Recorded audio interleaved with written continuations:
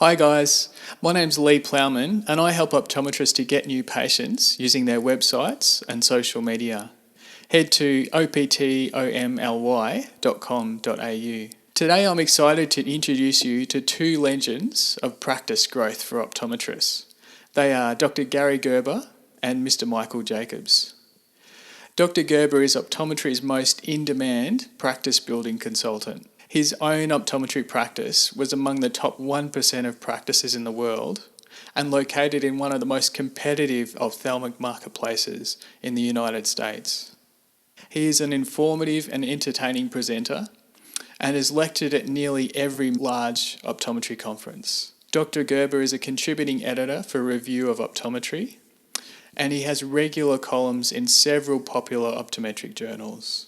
Dr. Gerber is now the host of the Power Hour, optometry's only live radio talk show, and he's the Chief Dream Officer for the Power Practice.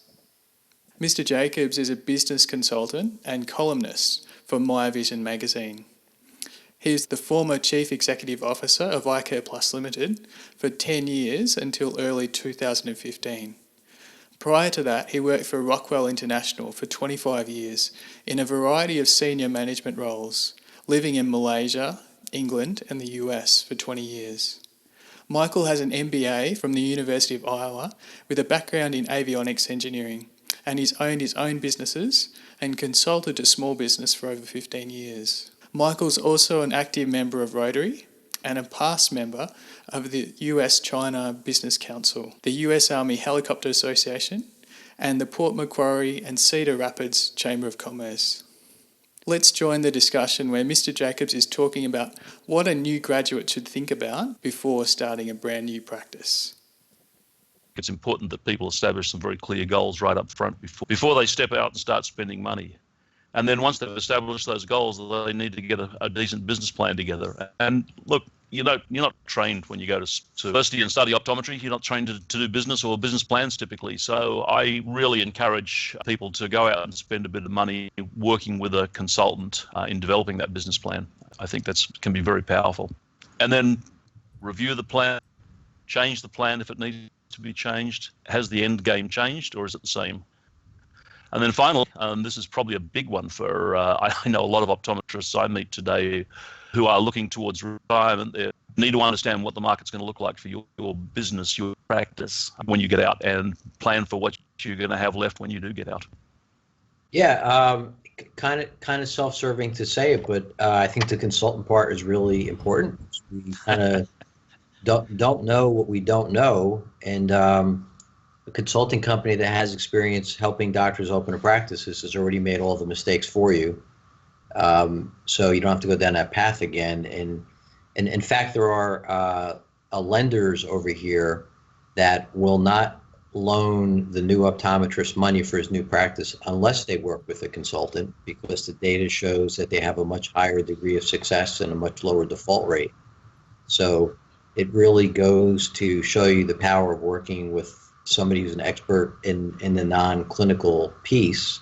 It's interesting that outside optometry, that other small businesses typically default to consultants right away.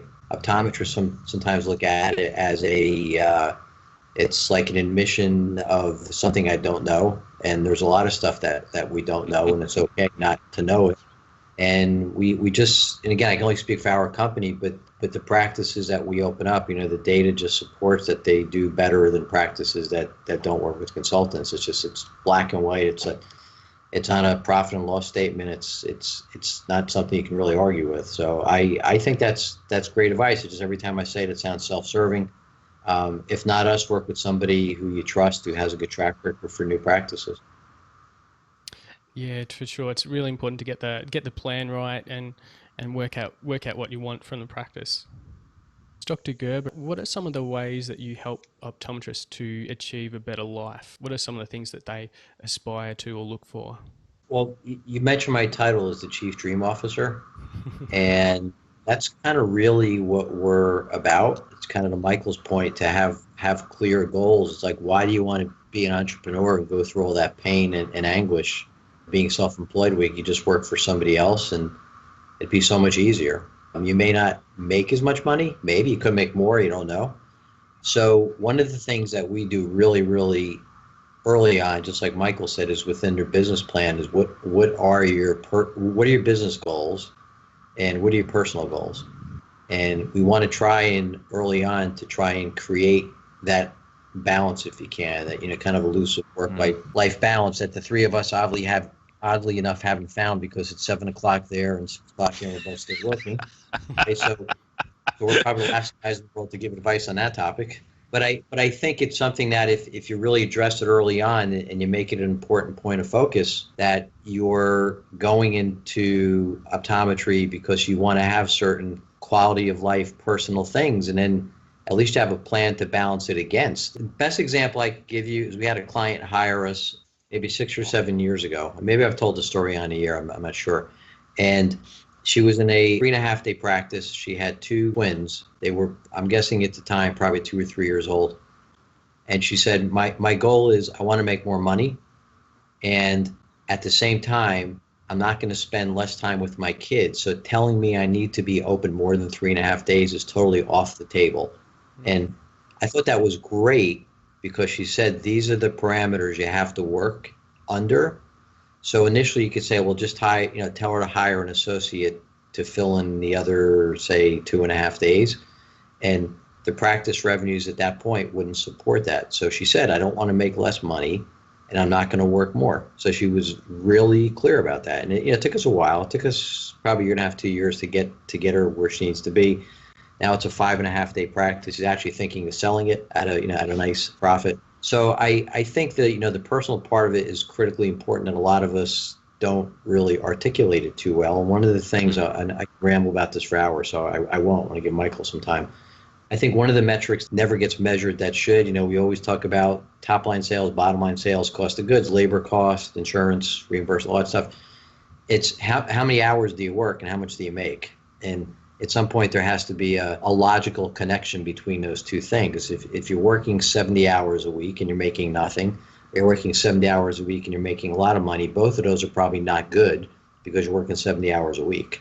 And that's something that's usually not addressed in any of the metrics that I think relates to your question of what are your personal aspirations? And for us, most people, it's not to work ourselves to death.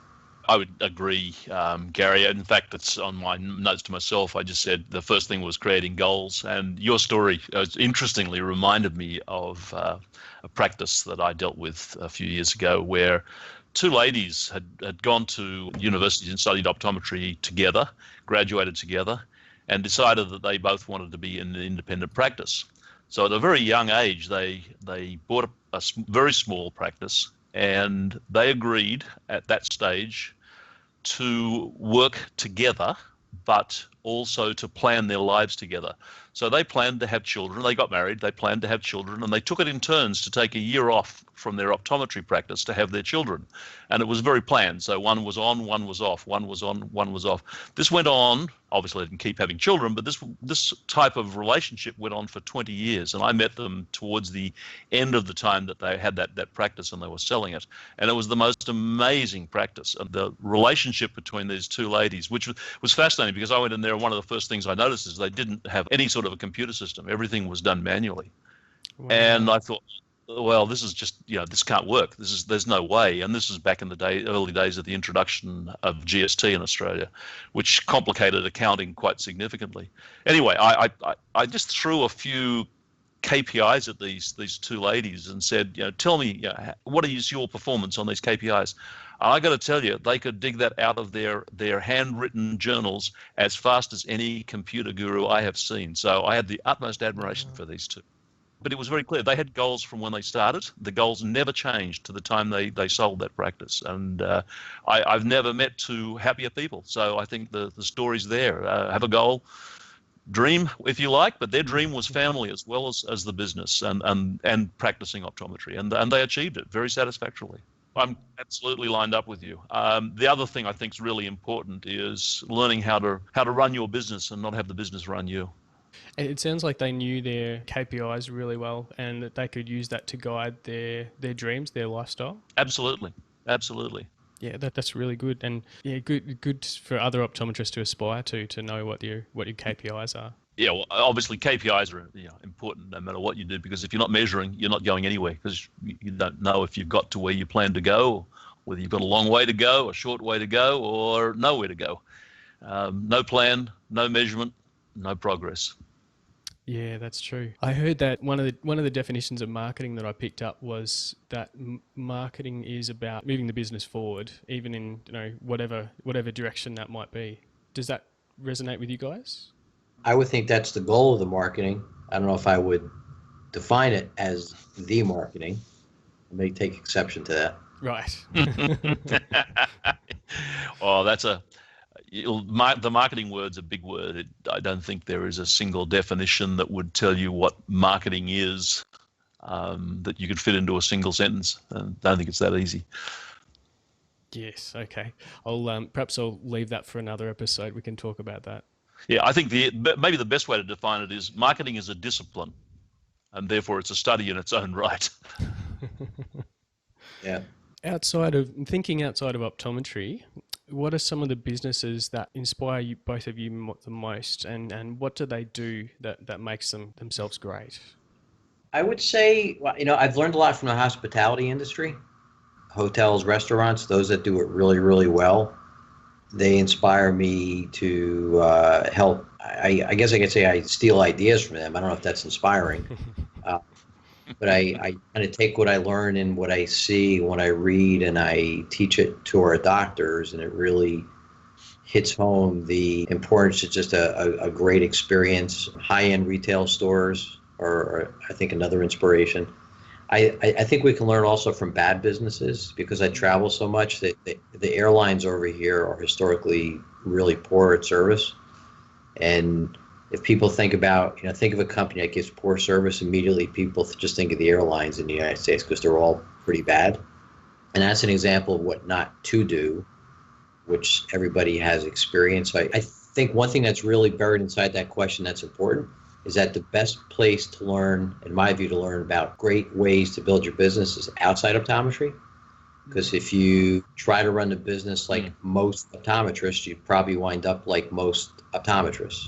Right. And that's not a slam of most optometrists, but you'll wind up with the middle of the bell curve practice, because that's what you aspire to emulate. So again, that's not bad, but if you want to be on the fringes, you have to work on the fringes. You have to think on the fringes. That makes sense. And I guess we're used to copying clinical ideas from each other. We bounce ideas off. Yeah, absolutely. Yeah, I'm pretty much lined up with Gary.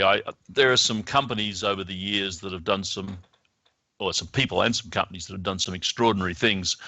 I recall this is many years ago now, and it's a big business in its own right. But when it first started, there was a guy in the US who pretty much got himself to near bankruptcy, and in the process of, and he was an entrepreneur, but his latest escapade failed badly, and he was being hounded by debt collectors, and he found it to be a most unpleasant experience. But in so doing, he learned something from his most unpleasant experience. He realized that he desperately wanted to pay his money back, and he was going to do that. He was not going to declare bankruptcy. He was going to pay it back some way, somehow. But the debt collectors didn't care. They just wanted their money, and they were going to do whatever they could to squeeze it out of him, which was, as he said, very unpleasant. So what he did was he went off and, believe it or not, he borrowed a bunch more money, only in America. He borrowed a bunch more money, and he went out and bought, as I recall, it was something like $50 million worth of debt from a Visa franchise in the US. And he bought it for like $250,000, because it was money that they had written off anyway. He bought $50 million of debt and the consumers that went with that debt. And then he set up a company in order to recover that debt. And he trained his people. And the basis of his training was he believed the vast majority of people who were in debt did not want to be in debt and would do whatever they could to get out of debt legitimately and properly. But they didn't have the tools. They weren't trained. They weren't educated in how to budget, how to deal with money. So he set this company up to basically train his staff to train the customers how to save money. And he turned that $250,000 investment around, and over the $50 million, he got back something like $20 million of it. So huge. I mean, he invested a lot of money too. But the key to all of this was his core belief in people and the goodness of people. and then starting a company where he trained his staff to basically be really nice to people and educate them, their customers, educate them and treat them with the greatest of respect. And in fact, the worst thing you could do in his company was to get mad at the customer, because if you got mad at the customer, you lost your job. Amazingly successful business, and it's been replicated many, many times now, but this was 25 years ago, and they just did a great job. My other favorite is Virgin Airlines. I just love their creativity. I love creativity. I like your dream title. I think that's fantastic. Yeah, me too. Virgin Airlines always are on the bleeding edge of doing something weird. And I just recall they had a recruiting campaign. It was in New York, if I'm not mistaken, and they were recruiting cabin crew. And they had something like 2,000 or 3,000 applicants for a couple of hundred jobs. And how do you get down very rapidly from 2,000 or 3,000 applicants to a couple of hundred potential employees? So what they did was they invited them all to Central Park, and they put them all together in a team. They got megaphones out, and they said, right, we want you to break up into teams, about 20 people per team, and we want each team to put on a show, an act. Decide who your leaders are going to be, decide who your followers are going to be. And they chose their 200 people from that, because they could see very clearly now in these groups. They just had their people walk around and see these groups that were functional, very quickly functional. The really functional groups had a clear natural leader. They just came right out. And the other good thing about those groups was they had clear natural followers. We're not all leaders. We had to have followers and leaders. And they were able to walk around and go, you're on. And they got down to their 200 in about an hour, from 2,000 or 3,000 people. I just think that's highly creative, and I suspect very successful too. I want to amend my answer. One of my new inspirations is Michael Jacobs, because he's got great business stories, so I'm adding him to the list. Those are awesome, man. They were great. There are some wonderful ones. This is very old now, from when I lived in the US, and that's now more than 15 years ago. Nordstrom's is famous for its customer service. It's a large retail store, for those who don't know it. I don't know if they're still as famous. I think they are, but they are renowned for their customer service. And one of the things that I think shows the thinking inside this company was, at least in the early days, they had an employee manual, and the manual was one page. And it basically said something like this: we trained you, do what we trained you to do. You know what? We think you'll probably screw up from time to time. Just don't make the same mistakes repeatedly, and you'll do very well. And you know what? Their customer service is legendary, absolutely amazing. And I think this whole trust is a really, really important factor. That's pretty incredible trust to give someone. Power of trust and training. Today's session is sponsored by Optometry, where we help you to get more patients using your website and social media. Grab the free email newsletter at optometry.com.au/updates. And to do that, the best way is to click the link underneath this video. And now let's rejoin the discussion with Dr. Gerber and Mr. Jacobs. So do you think, as optometrists, do we hire for skills or do we hire for attitude? If you haven't got it through the first gate, you've also got to have some skills, although skills can be learned. Attitude is key. Dr. Gerber? I think what they do is usually not that. I think they hire more based on skill, and then they have to deal with attitudes. But I agree with Michael. I think most skills are trainable. I mean, I was able to become an optometrist, so I'm not the brightest guy in the world. So I think the challenge is, how do you determine what is the right personality, what is the right attitude? It's easier to determine because we're science guys what's the right skill set. It's pretty black and white. You can use an Excel spreadsheet and you can multiply and you can do lensometry, or you can't. And with personality, if you're not trained to test for it or observe it, it's not as easy. So we take the default position. I'll just hire the skill and I'll deal with the subpar attitude. And there's a gazillion, at least here, there's a lot of personality tests or stuff online I'm sure is available. We use one with our doctors that we developed. There's a million of them that are good, that are really good ones that doctors just got to spend a little bit of time. They're not perfect, but they're certainly better than just rolling the dice. So I agree. We should hire somebody who's nice, that fits the right culture in your practice, and take the time to train them. So if Warby Parker has really good branding, what can private practitioners do to improve their own branding? And Michael, start with you. he needs to say, why am I different from the optometrist up the road around? What can I do to be different and better than that optometrist? Especially if there's 14 other practices nearby, it's important that you tell people why you're different. And I think it's a little bit like your practice, Dr. Gerber, that there are so many other practices close by and you were able to differentiate your practice too. Yes, you talked about Warby, and I agree. You have to differentiate yourself, but then in execution, you have to be relentless.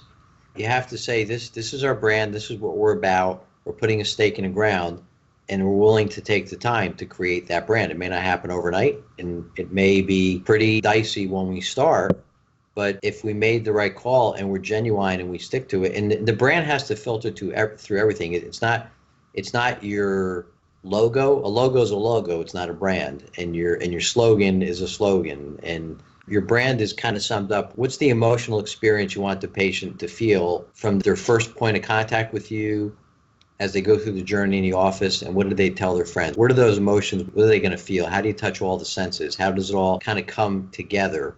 And that has to be articulated in every decision that you make, from the color scheme of the office to, are you going to call your technician a technician, or are they something else? Are patients patients, or are they guests, or are they customers? And that is all a function of what's the foundation of your brand, and what do you want somebody to feel when they leave and tell their friends. And it's really hard to do. Warby did a great job doing it.